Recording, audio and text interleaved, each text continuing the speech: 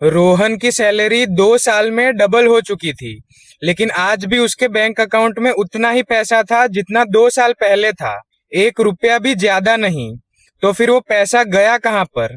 रोहन की 25 साल की उम्र में पहली जॉब लगी थी, वो भी 50,000 की। लेकिन अपनी पहली सैलरी आते ही उसने एक नया एक्सपेंसिव फोन खरीद लिया। उसने सोचा कि इतनी मेहनत की है, एक ट्रीट तो बनती है। कुछ महीनों बाद उसे अप्रेजल मिला, उसकी सैलरी बढ़ गई। अब रोहन ने सोचा कि लाइफस्टाइल को भी अच्छी की जाए, तो नए कपड़े, एक्सपेंसिव रेस्टोरेंट्स, लग्जरी वॉच, ये सब एक्सपेंसेस उस समय उसको छोटे छोटे लगते थे, लेकिन सब एक्सपेंसेस मिलाकर मंथ के एंड में उसकी सारी सैलरी खत्म हो जाती थी। फिर उसकी लाइफ में आता है क्रेडिट कार्ड।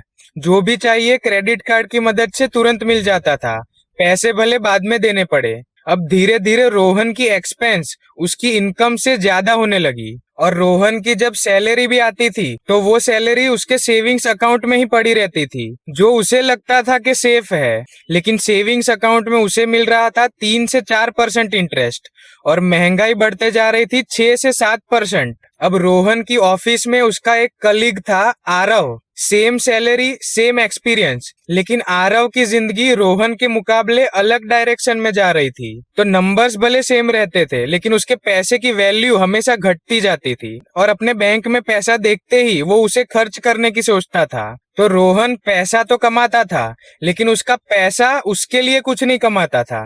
एक दिन आरव से बात करते हुए रोहन को पता चला कि आरव अपना सैलरी का एक हिस्सा कहीं इन्वेस्ट करता था, और वो भी ऑटोमेटिकली इन्वेस्ट हो जाता था, बिना उसके कॉन्शियसली सोचे हुए। तो रोहन ने आरव से पूछा कि तू एग्जैक्टली करता क्या है? तो आरव ने बताया कि वो हर महीने एसआईपी यानी सिस्टमेटिक इन्वेस्टमेंट प्लान के थ्रू इंडेक्स फंड और म्यूचुअल फंड्स में इन्वेस्ट करता है, जिसमें हर महीने एक फिक्स्ड अमाउंट इन्वेस्ट हो जाती है, वो भी बार बार अपना दिमाग लगाए बिना। अब आरव ने उसे समझाने के लिए एक एग्जाम्पल दिया कि मान लो अगर तुम मंथली 5,000 रुपए की एसआईपी करते हो, और अगर उसका सालाना रिटर्न 12% भी है, तो 30 साल बाद तुम्हारे पोर्टफोलियो में दिख सकते हैं 1.75 करोड़ रुपए।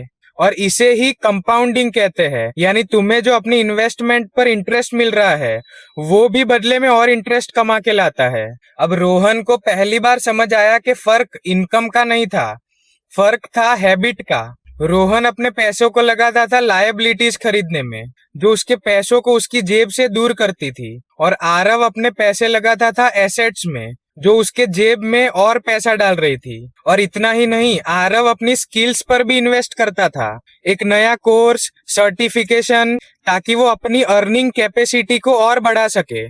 अब रोहन ने भी आरव से इंस्पायर होकर एसआईपी करना शुरू कर दिया, लेकिन उसमें भी एक ट्विस्ट आया। उसके इन्वेस्टमेंट के कुछ दिनों बाद ही जियोपॉलिटिक्स में वॉर लाइक सिचुएशन शुरू हो गई, जिसकी वजह से स्टॉक्स और म्यूचुअल फंड्स के प्राइसेस गिरने लगे, और ये देखकर रोहन और घबरा गया। लेकिन दूसरी तरफ आरव फिर से टेंशन फ्री था, क्योंकि उसकी सारी की सारी इन्वेस्टमेंट इक्विटीज में ही नहीं थी। उसने कुछ पैसा एक हाई इंटरेस्ट सेविंग्स अकाउंट में भी रखा था, जो नॉर्मल बैंक के मुकाबले ज्यादा इंटरेस्ट देता है। कुछ पैसा उसने फिक्स्ड डिपॉजिट में रखा था, एक फिक्स्ड डिपॉजिट ऐप के थ्रू, जहां अलग अलग बैंक्स के एफडी इंटरेस्ट रेट को कंपेयर किया जा सकता है। और कुछ पैसा उसने लगाया हुआ था गोल्ड में, वो भी गोल्ड ईटीएफ के थ्रू। और जब भी कोई ऐसी वॉर लाइक जैसी अनसर्टेनिटी होती है, तब गोल्ड हमेशा हेज देता है, और गोल्ड हमेशा इन्फ्लेशन को बीट करता है।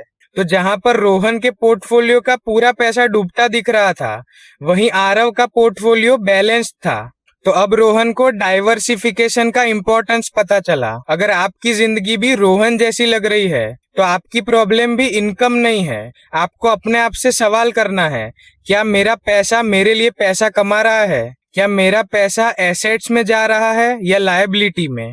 और अभी तक आपने एसआईपी शुरू नहीं की है और आपके पास डीमेट अकाउंट नहीं है, तो डिस्क्रिप्शन में लिंक अटैच्ड है, वहां से जाकर डाउनलोड कर लेना। और अपना इमरजेंसी फंड बनाने के लिए अगर फिक्स्ड डिपॉजिट करनी हो, तो उस ऐप की लिंक भी डिस्क्रिप्शन में अवेलेबल है। ऐसे और फाइनेंशियल लेसन्स के लिए इस चैनल को सब्सक्राइब जरूर कर लेना।